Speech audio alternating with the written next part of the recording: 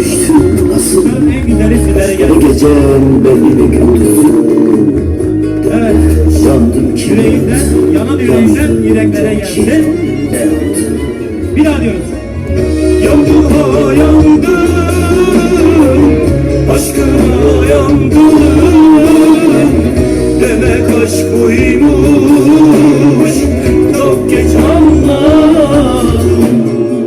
Efendim, çok kıymetli başkanlarınız var. Hepiniz geldiniz ya, o zaman